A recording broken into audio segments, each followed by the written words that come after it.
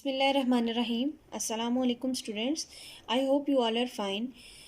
This lecture is for grade 5th. Welcome to science class and I am your science teacher Nana Chaudhary. Students, we have recently completed our unit number 8, that is forces in action. Before going to start long question answers, we need to revise some important concepts. First one is friction. Let's start. This topic is on page number 72. If you roll a ball across a table, it will continue rolling for some distance and then come to rest. You need a force to start the ball rolling, but what stopped it? यानी आपकी ball role हो रही है. Look at this. आपकी ball यहाँ से role होकर जा रही है, लेकिन एक टाइम आएगा कि यहाँ पे आके वो स्टॉप हो जाएगी. तो क्वेश्चन ये है कि इसको यहाँ पे किसने स्टॉप किया.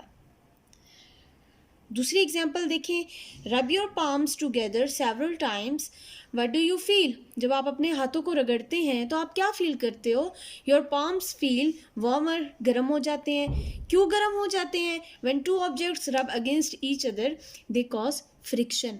तो इनके दरमियान में क्या है? फ्रिक्शन है. Friction produces heat. प्रोड्यूस करती है फ्रिक्शन. क्या प्रोड्यूस करती है? Heat. Friction is a force that can be produced even if the surface of two objects just touch each other. Friction क्या है? ऐसी फोर्स है जो कब प्रोड्यूस होती है? जब कोई भी दो सरफेसेस आपस में टच होती हैं. एक एग्जांपल ये भी ले सकते हैं आप कि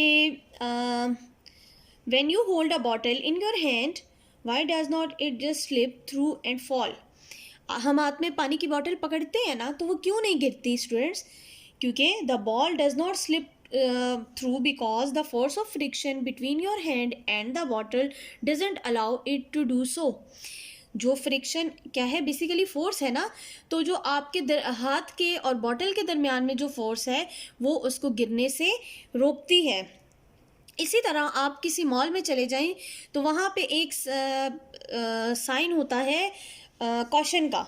क्यों होता है वहाँ पे वो साइन? क्योंकि जब फर्श गीला होता है तो वहाँ पे फ्रिक्शन के चांसेस कम होते हैं और इससे आप स्लिप हो सकते हो. तो इसलिए वहाँ पे वो बोर्ड लगाया जाता है कि वहाँ पे नहीं जाना. ठीक है. तो फ्रिक्शन हमारे पास क्या है? फ्रिक्शन एक फोर्स है हमारे पास जो कब प्रोड्यूस होती है? जब कोई भी दो सरफेसेस आपस में टच होती हैं. Friction slow down, stop or make it hard for an object to move. So it can be both helpful and can also create problems for us. यानी फ्रिक्शन के फ़ायदे भी हैं, एडवांटेजेस भी हैं और डिसएडवांटेजेस भी हैं. लेकिन अगर यहाँ फ़ायदों की बात की जाए तो the friction between your shoes and the ground stop you from slipping. यानी जो फ्रिक्शन है आपके पाँव के दरमियान में, मीन्स शूज़ के दरमियान में और ग्राउंड के, तो क्या ये किस चीज़ से आपको रोक रहा है? स्लिप होने से आपको रोक रहा है. नेक्स्ट है frictional force helps cars to move forward without slipping on the road. Road पे बगैर स्लिप हुए गाड़ी चल सकती है.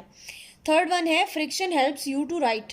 फ्रिक्शन हमें लिखने में मदद करती है. यानी ये देखिए, अगर मैंने पेन पकड़ा हुआ है लाइक दिस वन, तो अगर फ्रिक्शन ना होती मेरे हाथ और इस पेन के दरमियान में तो मैं नहीं लिख सकती थी.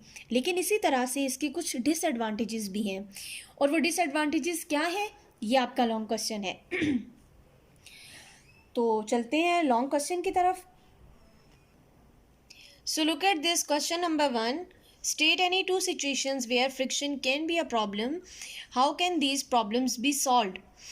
कि फ्रिक्शन में पहले मैंने आपको एडवांटेजेस तो बता दिए. अब यहाँ पे वो पूछ रहा है कि इसके डिसएडवांटेजेस क्या है फ्रिक्शन के और ये किस तरीके से इस प्रॉब्लम को सॉल्व किया जा सकता है. नंबर 1 है friction can create problems when moving objects.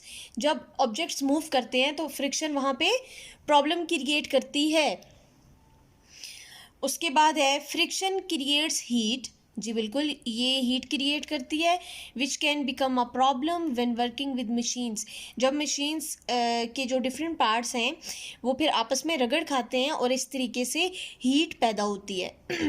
और द थर्ड वन है friction also tend to wear away things causing damage. इसकी डेफिनेटली इसकी वजह से डैमेज भी होती हैं. लेकिन अब वो आगे ही इसका हल भी बता रहा है कि इस प्रॉब्लम का सोल्यूशन क्या है. बाय लुब्रिकेटिंग स्मूथिंग और polishing surfaces friction is decreased.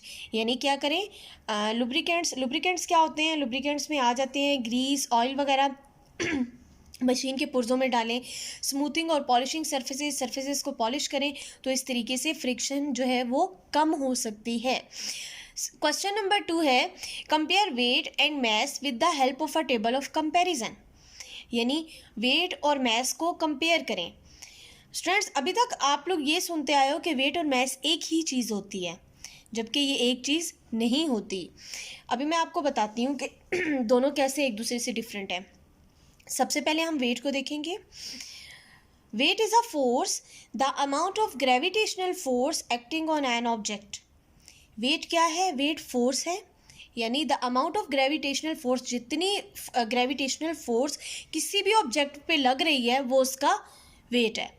कैसे, अब आपके ग्रेविटेशन क्या होता है basically gravity is the force which pulls things towards each other or the center of the earth। Gravity क्या है, ग्रेविटी एक फोर्स है जो कि ज़मीन के ऊपर पड़ी हुई जितनी भी चीज़ें हैं उनको ज़मीन अपनी तरफ खींचती है, उसको क्या कहते हैं, ग्रेविटी।